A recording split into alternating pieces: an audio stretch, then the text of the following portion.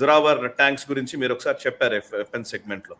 So మనం వాటికి వాడేటువంటి, ఇప్పుడు మనం ఇందాక ఆర్టిలరీ సెగ్మెంట్ లో 2-3 అంశాలు ఈ వారం మనం మాట్లాడాల్సి ఉన్నాయని అనుకున్నాము. 105mm గన్ గురించి కూడా మనం మాట్లాడాలి. ఇది భారతీయ స్వదేశీ టెక్నాలజీతో డెవలప్ చేసినటువంటి దాన్ని ఇప్పుడు జొరావర్ లైట్ ట్యాంక్ కి దాన్ని పెడుతున్నటువంటి పరిస్థితి. సో మామూలుగా అయితే మనం బయట నుంచి ఇంపోర్ట్ చేసుకునే దగ్గర నుంచి వాళ్ళ స్వదేశీ టెక్నాలజీతో 105mm గన్ ని తయారు చేసుకున్నామనే ఒక ఆవిష్కరణకు సంబంధించినటువంటి వార్తాంశం కూడా వచ్చింది. ఒకసారి దాని గురించి కూడా వివరాలు చెప్తారా సార్? బెల్జియం బేస్డ్ కంపెనీ ఒకటి జాన్ కొకరెల్ డిఫెన్స్ అని ఒకటి ఉంది. వాళ్ళు దీనికి గన్ సప్లై చేస్తున్నారు. జొరావర్ అన్న కాన్సెప్టే మనం స్పెషల్గా తీసుకొచ్చాం. ఎందుకంటే ఈ అర్జున్ ఎంబీటీ కానీ లేదా మనకు ఉన్నటువంటి T90 ట్యాంక్స్ కానీ ఇవన్నీ చాలా హెవీ ట్యాంక్స్. ఇవి మనకు పల్లాలలో అంటే ప్లేన్స్లో మనం యుద్ధం చేయొచ్చు. పాకిస్తాన్ వ్యతిరేకం కావచ్చు, బంగ్లాదేశ్ వ్యతిరేకం కావచ్చు. 71 యుద్ధంలో చాలా కలిసి వచ్చాయి మనకు. ఈస్ట్ పాకిస్తాన్లో వెళ్ళగలిగినప్పుడు కానీ, వెస్ట్ పాకిస్తాన్లో వెళ్ళగలిగినప్పుడు కానీ మనకు ప్లేన్స్ ఎక్కడైతే ఉంటాయో అక్కడ మనకి ట్యాంకులు చాలా అవసరం ఉంటాయి. కానీ కొండ ప్రాంతంలో ఇంత హెవీ ట్యాంకులు తీసుకెళ్ళాలంటే కష్టం. వాటి యొక్క ఏరోడైనమిక్స్ చాలా కష్టంగా ఉంటాయి.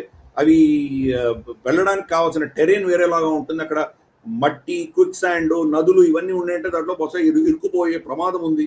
ఈ ప్రమాదాలు ఉన్నాయి కాబట్టి లైట్ ఒక ట్యాంక్ కావాలి అని చెప్పేసి మనం జొరావర్ ట్యాంక్ మనం తయారు చేసుకున్నాం.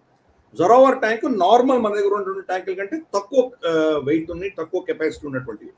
ఇది నార్మల్గా 105mm అంటే ఇందాక మనం చెప్పినట్టు 155mm దగ్గర నుంచి తీసుకొని కిందికి వచ్చాం. అలాగే మనకు అర్జున్ ఎంబీటీ కావచ్చు లేదా మనకు T90 కావచ్చు. దీంట్లో 120mm గన్స్ ఉంటాయి. 120mm కంటే ఇంకా తక్కువ కెపాసిటీ ఉంది. 105mm గన్స్ ఉన్నవి మనం జొరావర్లో పెట్టాం. ఎందుకు? మనం అక్కడ డిప్లాయ్ చేయాలి. ఎక్కడెక్కడ ఫార్వర్డ్ బేసిస్లో కొండల మీద డిప్లాయ్ చేయగలిగినటువంటి దాని కెపాసిటీ ఉన్నటువంటి, చాలా బరువు ఉంటే కనుక ఇట్లా ఇంక్లినేషన్లో దాన్ని పెట్టామంటే వెనక్కి పడిపోతుంది. కానీ పడిపోకుండా కొంత ఎత్తు పల్లాల్లో వెళ్ళగలిగినటువంటి కెపాసిటీ కావాలని చెప్పి జొరావర్ తయారు చేసుకున్నాం. కాకపోతే మన దగ్గర ఇంజన్ టెక్నాలజీ, మన దగ్గర చాలా టెక్నాలజీ మనం ఇంపోర్ట్ చేసుకున్నాం.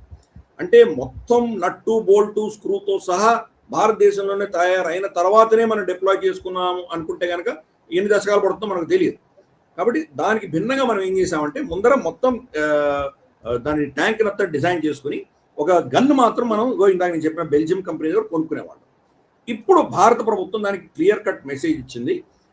ఈ గన్ను కూడా మన దేశంలో తయారవ్వాలి, 105mm గన్స్ కూడా మన దేశంలో తయారవ్వాలి అని ఒక 2 సంవత్సరాలు వ్యవధి ఇచ్చారు వాళ్ళకు. రాబోయే 2 సంవత్సరాల్లో ఈ గన్ కూడా మనమే తయారు చేసుకోబోతున్నాం. ఎందుకంటే మనకు మాస్ ప్రొడక్షన్ కావాలి. రేపు చైనాతో యుద్ధం చేయాలంటే కనుక మనకు నష్టాలు వస్తాయి. యుద్ధం అంటే నష్టాలు ఉంటాయి, ఇది ఫస్ట్ అర్థం చేసుకోవాలి. అమెరికా అంతటి పెద్ద సూపర్ పవరే 42 విమానాలు కోల్పోయింది ఇరాన్ యుద్ధంలో. కాబట్టి అటువంటి నష్టాలు జరుగుతాయి. వాళ్ళ డ్రోన్స్ వచ్చి కొట్టచ్చు, వాళ్ళ మిసైల్స్ వచ్చి కొట్టచ్చు, చాలా మంది తగలచ్చు. మన సక్సెస్ ఎక్కడ ఉంటుందంటే ఎన్ని కోల్పోయామో అంతకంటే ఎక్కువ ప్రొడ్యూస్ చేయగలుగుతున్నామా లేదని మనకు చాలా కీలకం. కాబట్టి ఆ ప్రొడక్షన్లో మనం బెల్జియం నుంచి ఇంపోర్ట్ చేసుకొని ఇప్పుడు ఆర్డర్ ఇచ్చి వాళ్ళు తయారు చేసి వాళ్ళు మనకు షిప్ చేసి మనం దాన్ని మళ్ళీ టెస్ట్ చేసి దాన్ని మనం ఇండక్ట్ చేసి ఇంత టైం మనకు సమయం ఉండకపోవచ్చు. అందుకని ఆ దృష్ట్యా భారత ప్రభుత్వం ఎస్పెషలీ మనకు ఆపరేషన్ సింధూర్ అయిన తర్వాత ప్రతి అంశంలో కూడా మనకి ఎక్కడెక్కడ షార్టేజెస్ ఉన్నాయి, ఎక్కడ వీక్నెస్లు ఉన్నాయి, ఎక్కడ ఆత్మనిర్భరత పెంచుకోవాలి, ఎక్కడెక్కడ మనకు భారతదేశంలోనే టెక్నాలజీ తయారు చేయాలి, మనం చేసుకోలేమా, వేరే టెక్నాలజీతో మనం కొలాబరేట్ చేసి మ్యానుఫ్యాక్చరింగ్ దాని యొక్క లైసెన్స్డ్ ప్రొడక్షన్ మన దేశంలో చేసుకోవచ్చా, ఈ దృష్ట్యా ఫోకస్ పెట్టారు. అందుకని ఇప్పుడు 105mm జొరావర్ ట్యాంక్ కావాల్సినటువంటి గన్స్ కూడా భారతదేశంలో తయారు చేసే దిశగా ఇప్పుడు రీసెర్చ్ దానికి ఫండింగ్ వచ్చింది. సీరియస్గా దాని మీద పని నడుస్తుంది. అఫ్ కోర్స్ మన దగ్గర కెపాసిటీ ఉంది, చాలా తొందరగా దాన్ని మనం తీసుకురాగలము. మనం ఇప్పుడు చెప్పుకున్నటువంటి 150mm గన్నే మనం ప్రైవేట్ రంగ సంస్థ చేయగలగాలి, 105mm ఈజీగా చేయొచ్చు. బట్ మనం ఈరోజు ఎందుకు క్షేత్రంలో దాన్ని కవర్ చేస్తున్నామంటే ఎంత సీరియస్గా ప్రభుత్వం ఉందో అర్థం చేసుకోవచ్చు.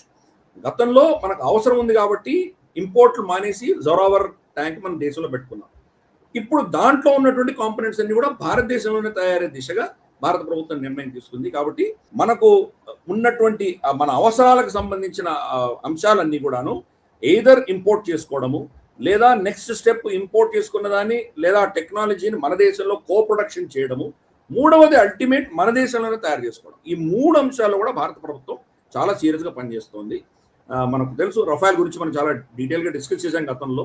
మనం ఫస్ట్ 36 విమానాలు అక్కడి నుంచే వచ్చాయి, ఫ్రాన్స్ నుంచి.